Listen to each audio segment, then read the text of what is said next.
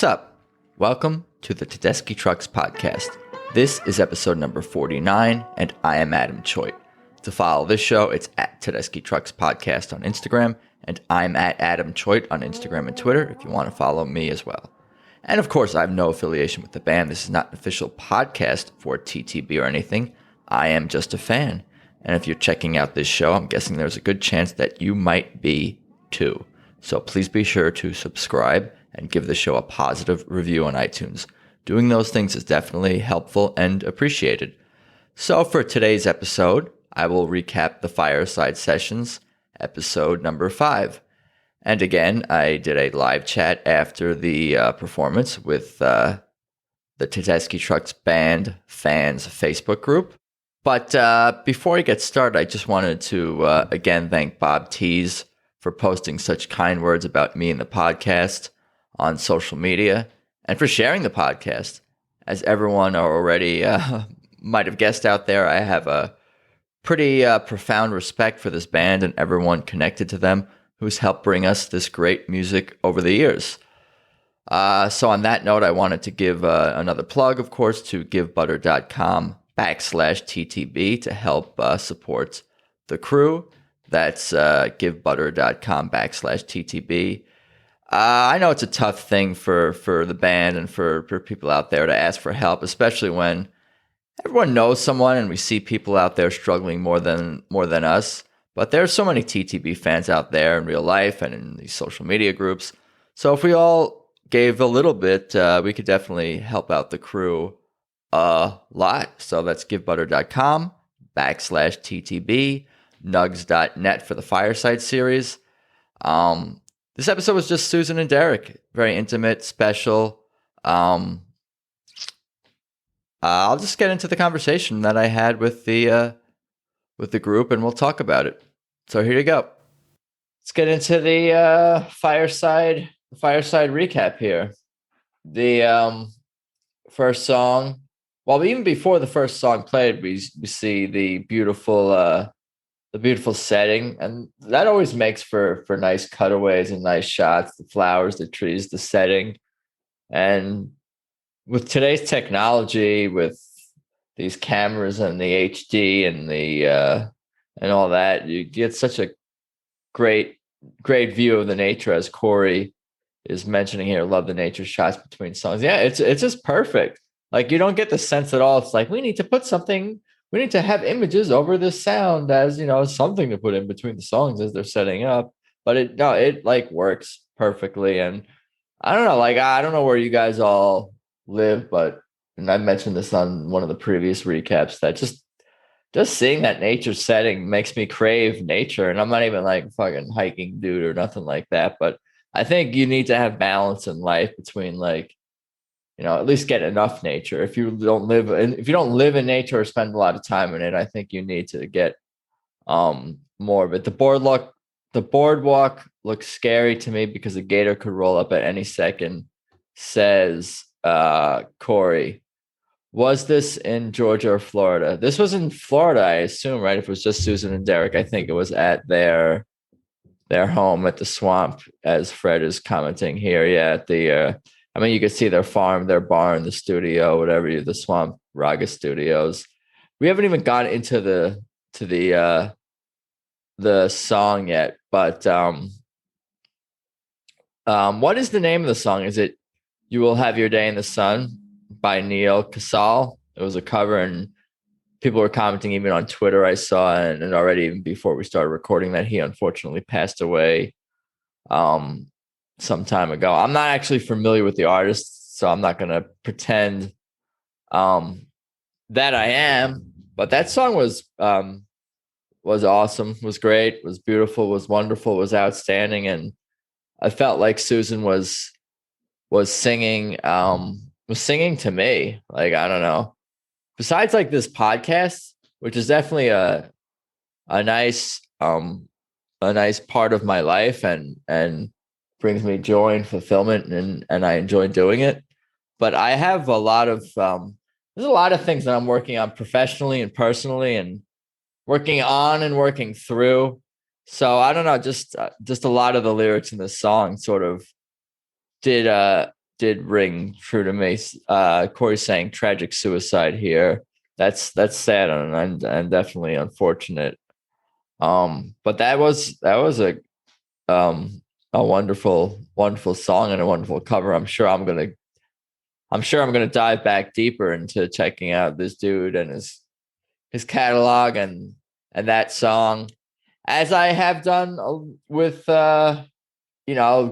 digging into Nina Simone's version of. I mean, jumping ahead for a second of Suzanne. Like, I was not familiar with that song, and now fucking listening to Nina Simone's version of that song every other day, thanks to Tedeschi Trucks Band and Susan and Derek and their love for all the music that's come before them. But I don't know what else you guys got on that song, the Neil Casal song. Do you guys have anything else on that one there? Otherwise, we'll move on to song number 2. Try to keep this train moving along here. We had a cutaway of flowers, beautiful, more nature here. And Fred is commenting they turn us on to so many artists. That's true, and I mentioned that in previous podcasts how much how often Derek and Susan and with their covers and even what they talk about and what I read about them, they're always introducing me to new artists, and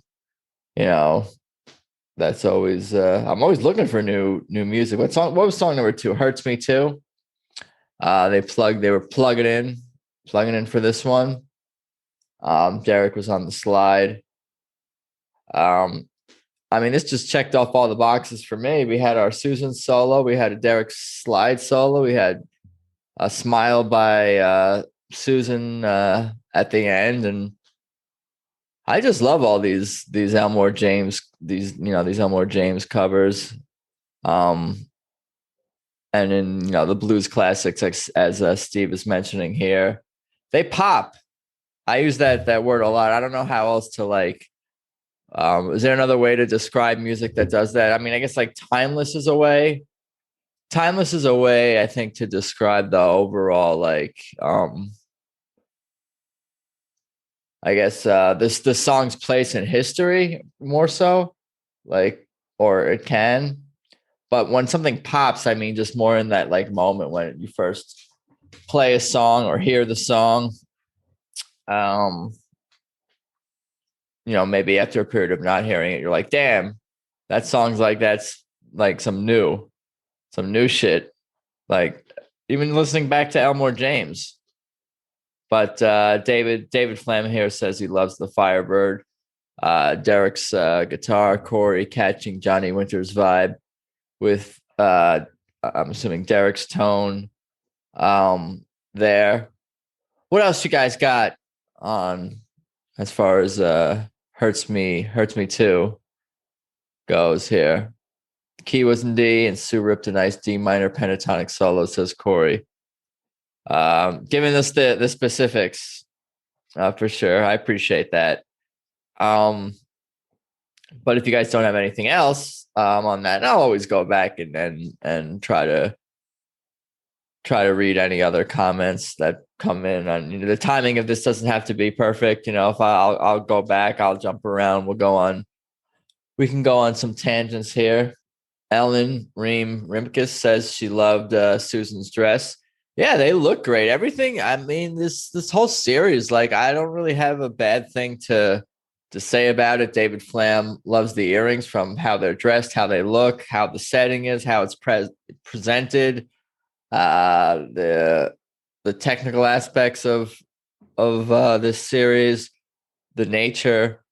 I don't know. Yeah, I didn't know what to expect. I guess I hadn't thought about it too much and didn't really have any expectations, but for this whole series to be so pitch perfect, as I've commented and mentioned before, is great. Let's see what I got here. Do I look worried? Was the next one number 3.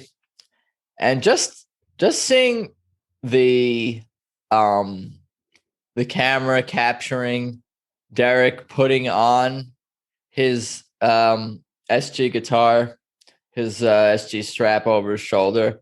Like, so it's just something about seeing that I think is even special for us, and it's almost like I don't know. It just makes me think about that more. Like seeing him put strap on that guitar makes me think about that dude must have done that like a billion times.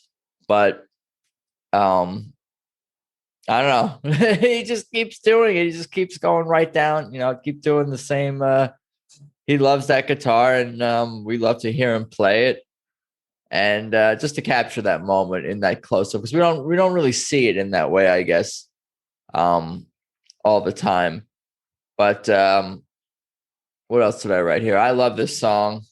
I wrote I have chills, goosebumps, whatever you want to call it. Hearing them play Do I Look Worried?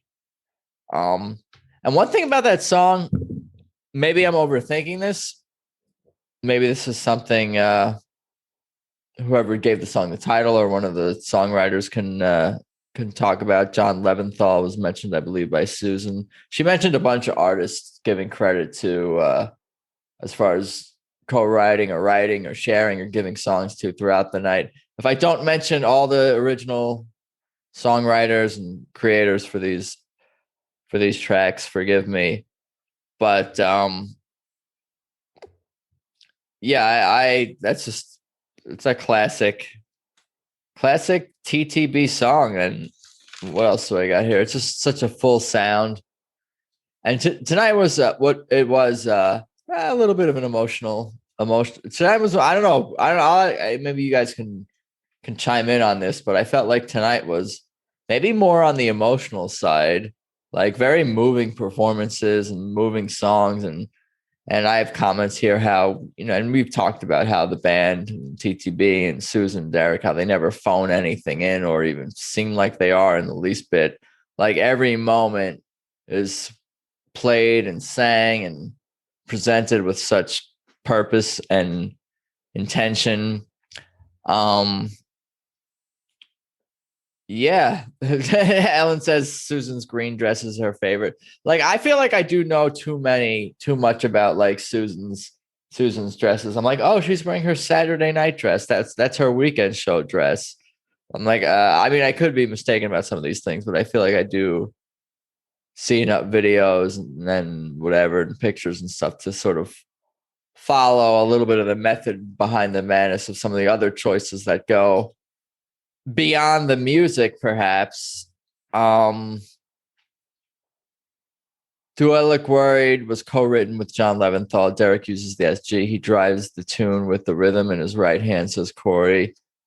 David Flam agrees that Do I Look Worried is a classic TTB song. I remember what I was going to say about it. I was going to say that the title of Do I Look Worried, it doesn't have a question mark in it, which makes me think that it is rhetorical, because as she sings in the song, she doesn't sing like someone who's worried. But I think they do have a lot of their songs, or some of their songs do have question marks in them or not. Corey is the music professor, says Steve. Yeah, it was fucking dude is taking notes. So like, loves Derek's fuzzy guitar tone on the solo. I love all the tones throughout the night, like through hearing Susan changing the tones within songs themselves for different parts. We're just seeing two people do everything to bring these songs to life that are normally played with more personnel. So we're really noticing, or at least I'm really noticing, all the different tone changes and different little things that Susan and Derek are doing to bring those unique sounds to each song. They really shine through. Dude, we got to go to the next song because I'm probably moving along too slowly. Not that I'm on a time schedule or anything like that, just my stomach. I'm fine. 4 was Here My Dear. And I believe when they played this previously, they played it with other band members. So this was this time was just Susan and Derek, right? I don't know. Maybe you guys can let me know if I have that correct, that it was just Susan and Derek this time playing Here My Dear on this and on a Fireside show. I'm going to read some comments here to catch up here. Corey says Derek is my guitar guru. Steve's giving credit for Bobby T's for all the work he's done in this series. Ellen, like I've been doing throughout Fireside, filling in some of the other parts in my head, although not all the time, and it's not even necessary all the time because Derek plays with such percussiveness and without giving up on any of the tasty melodies and leads and hard charging consistent rhythms that he plays either. David Flam agrees. Bobby T's is awesome. He's popped on camera a couple of times. I've seen throughout for a quick second throughout this series, responding to David Flam there. But Here My Dear, I think, is pretty much already a Tedeschi Trucks band. I don't want to say classic because I think I use that word to describe Do I Look Worried, which is a song that's 7, 8, or 9 years old already at this point. So, but it's already an established.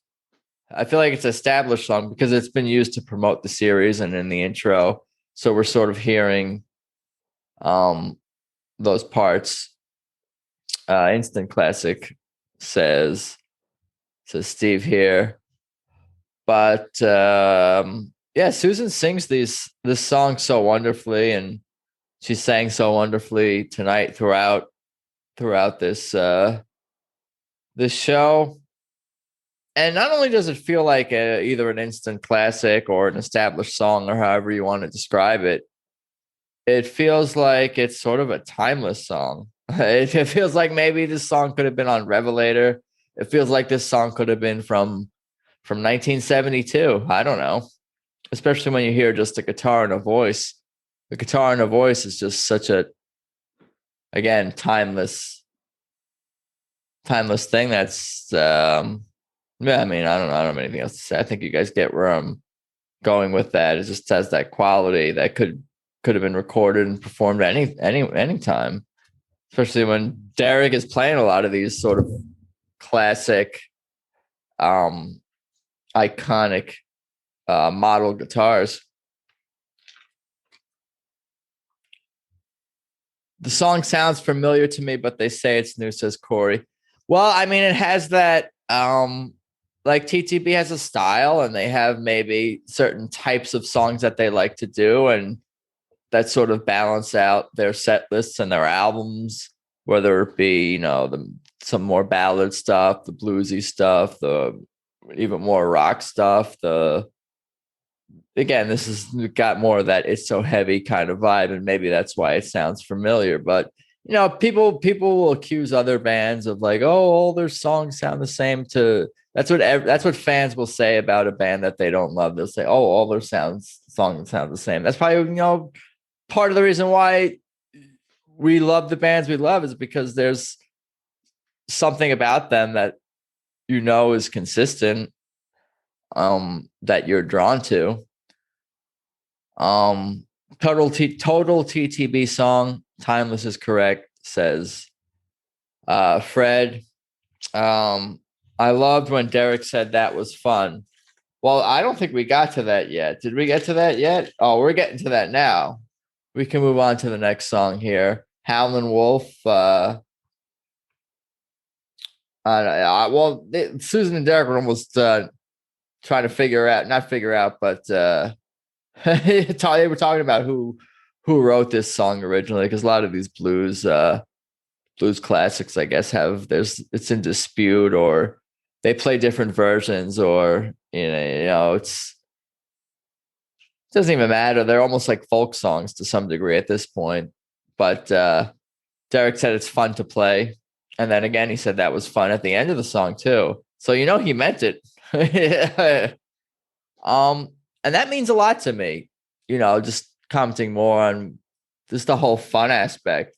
The fact that Derek Trucks has been playing these blues classic songs for fucking I don't know, fucking 3 decades now, and he still has that, like, I guess I want to say even like childlike enthusiasm about playing them. And I think that's awesome. That's great. That's cool to see. And the world needs more of that sort of enthusiasm from people, to still enjoy the things that maybe we loved back in the day. And Meet Me in the Bottom is a song I think that Derek Trucks band played. And I don't know when Derek's probably I would guess that Derek Trucks has probably been playing Meet Me at the Bottom or Rolling and Tumbling, like they were mentioning, sort of a similar song for probably since this guy's like fucking 5, 6, 7, 9 years old or whatever. What else do I got on Meet Me at the Bottom? It's just a great groove. Susan was clapping, she was into it. Derek's closing his eyes on a lot of the time when he was playing guitar, and even just playing the solos and playing throughout this song. And there's something to that. There's definitely something to that when you take away one sense, the other senses are either heightened or your brain gives them more focus. Because I know that, like, musicians can get, I don't want to say made fun of, but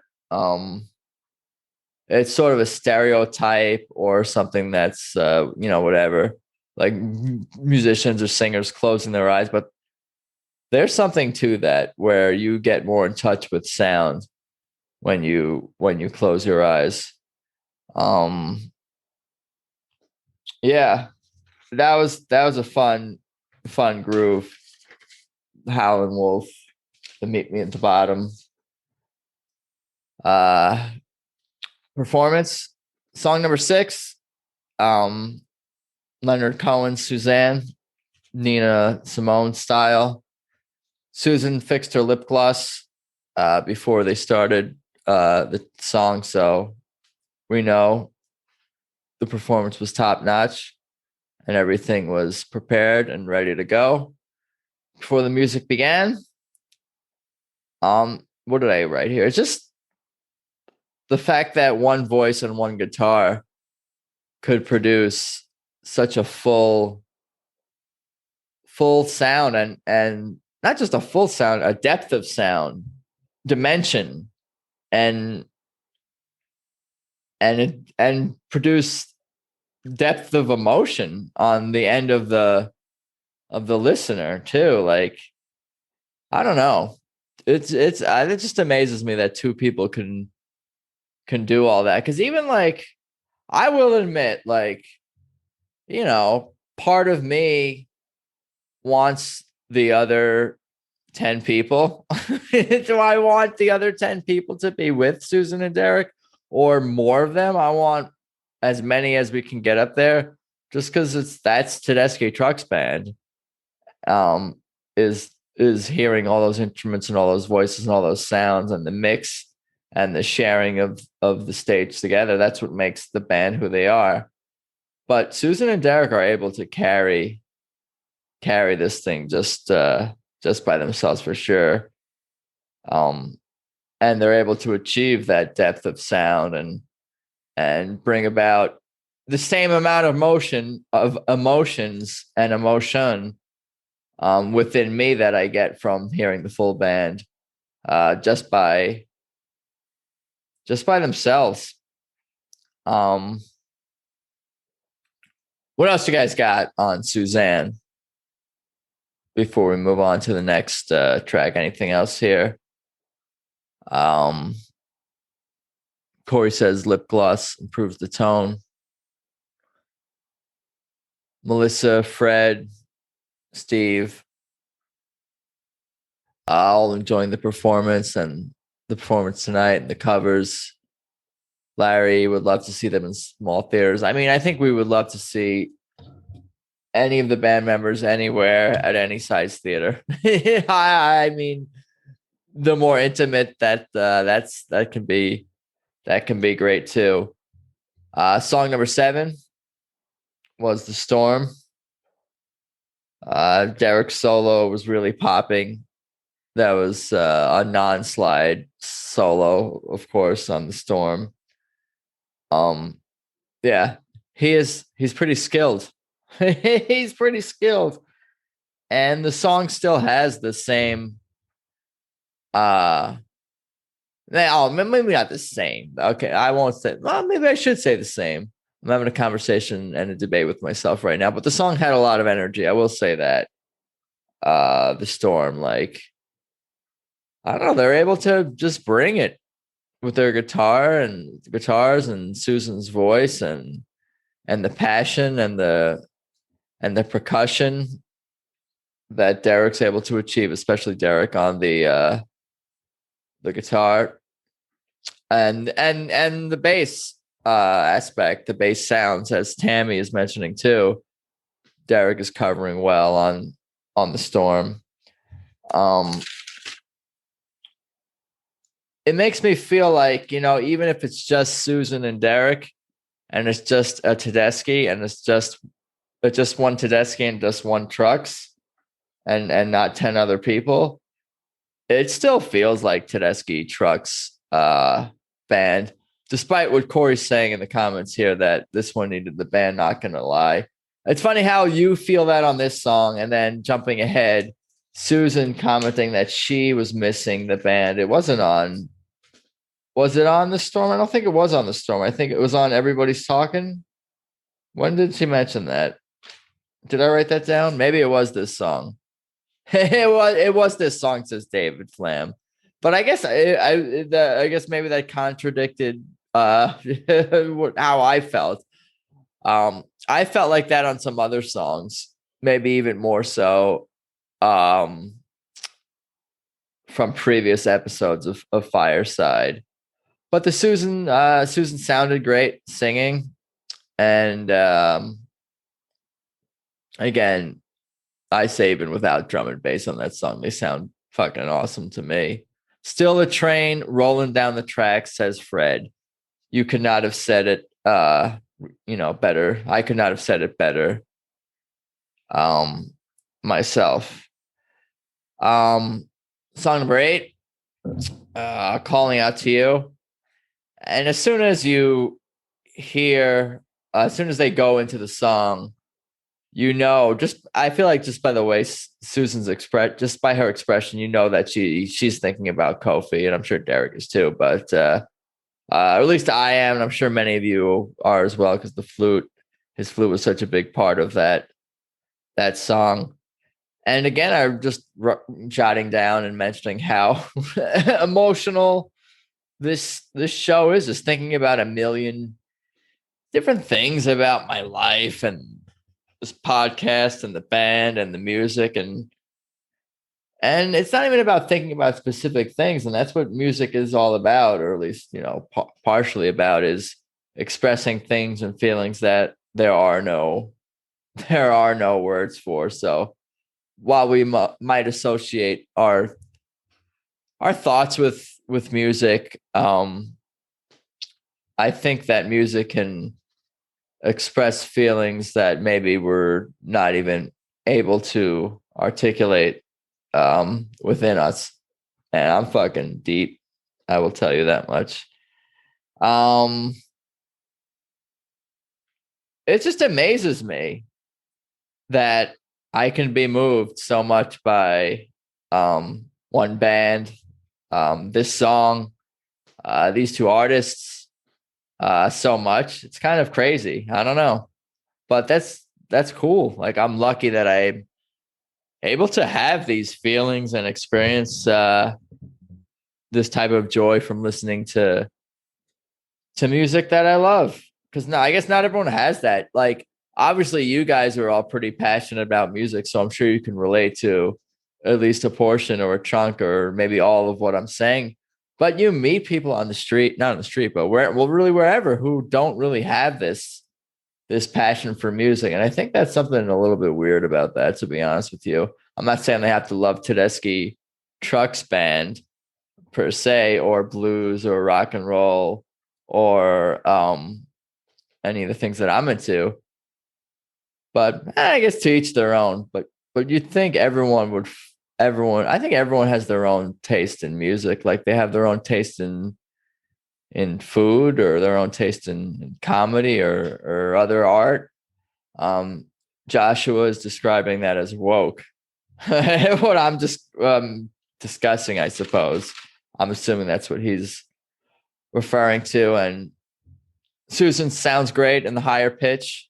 Is that a falsetto? Is that what is that considered a falsetto, what she's singing, or is that just a higher register, higher pitch? I should probably know that. And of course, and she also gave a lot of credit and shout outs to Eric Krasno after that performance of Calling Out to You. Just a song that is chill vibes, and that brings you to a different place, a different time, and allows you to step outside of yourself. And I suppose all TTB music, can do that to some degree. And this is definitely feels like an escape. Like, I think that's probably a big reason why we all have enjoyed and loved these past 5 Thursdays, because it gives us a chance to at least maybe forget about our troubles for a minute, and or at least just focus on something that we enjoy and not think about not even troubles, just fucking life's whatever. Things we got to shit we got to deal with in our lives. I'll just say that. Let's see here. So song 9 was introduced by Susan, giving credit to Robert Zimmerman, whose name almost slipped her mind. She's funny. Susan's funny when she's not trying to be. I will say that. She's funny when she's trying to be too, but sometimes also when she's not trying to be. But Don't Think Twice was the song. Don't Think Twice, It's All Right, I think is actually the full title. It was a song they went into next, which started with the Derek's little slide intro guitar solo, which is a little bit different than they typically play it live, which I guess was when Derek typically gets his bathroom break or whatever, and Susan will get the stage to herself, or with Gabe, or with Kofi back in the day, or one of the other, definitely smaller lineup typically when they play this song live. But David Flam loves Derek's playing on Don't Think Twice, and he almost had like a little bit of a Hawaiian style to that intro. Some of those real higher pitched slide licks sounded outstanding. There you go. I didn't say awesome or great. Let's see here. They being Susan and Derek, both play guitar just so wonderfully and with perfection, playing their parts. The rhythms, the lead. There's just such precision. I'm going to keep mentioning that as well. I mean, what are we missing? We have precision, we have perfection, we have style, and we have uniqueness. What else are we looking for? And then we have all the other, I guess, superlatives. Is that the right word? Compliments, general phrases and words, and and synonyms for those words we can use, like great, outstanding, excellent, blah blah, et cetera, blah blah blah. Again, I wrote it here. No moments are phoned in. with Susan and Derek, and they achieve full a full sound with just the two of them. Even if some fans on some of these songs or Susan or Derek themselves feel like, oh, we really would have loved to have that band on this song and it would have sounded better. To me, I don't know. It's just it's still special, and it's even extra special to have it be just Susan and Derek. And I don't have a problem with at least two of these six episodes being just the two of them. Yeah, that's cool with me. Susan's voice invites you to feel emotion like Siren's song. You and the rest of us are just our lost sailors. Sure, why not? Precision always, says Tammy. Jamming, says Ellen Reem Rimkus, referring to Susan and Derek. The only two. I'm flipping my pages like I'm looking to see who else was in the lineup tonight. But after that song, we saw a shot of the studio, a shot of the barn. Again, just a beautiful setting. Love the lights. The lights look good. The hipster lighting, the bulbs, good outdoor lighting, outdoor bulbs. I'm a fan of all of it. The whole energy of the energy and the presentation. It's fucking all working for me, tell you that much. Song number 10. Everybody's talking. Just Susan was standing for this one. She's like, "Can I get up?" So she stood up, snapping, dancing, enjoying herself. I wrote, "Nice groove, smiley face, check mark," during this song. Yeah. I think Susan likes singing. I literally wrote that down. Again, like that just goes back to even Derek just spontaneously blurting out, this song is fun to play, talking about Meet Me at the Bottom. And then after the song saying that was fun. And then just seeing Susan standing and snapping and dancing and how much she's enjoying herself. Even got a leg lift, says Larry James. Yeah, I mean, talking about how much Susan's into this, it's just them in their house. Like, how excited can you be not in front of in front of humans playing songs you've sang hundreds of times, thousands of times? Who knows how many times they've sang and performed these songs, yet they always have such enthusiasm. And again, nothing is ever phoned in. And that shines through whether we're listening to Ed Gendelman's recordings on archive.org, whether we're watching Pro Shot Video for Fireside, or whether we're at a show ourselves, witnessing the power that is Tedeschi Trucks Band live. But what else we got here? We got song number 11, which was Willie Nelson's Somebody Pick Up My Pieces. And Susan was sitting back down and messing with the microphone, basically commenting, I think, to Bobby T's that she was going to mess it up.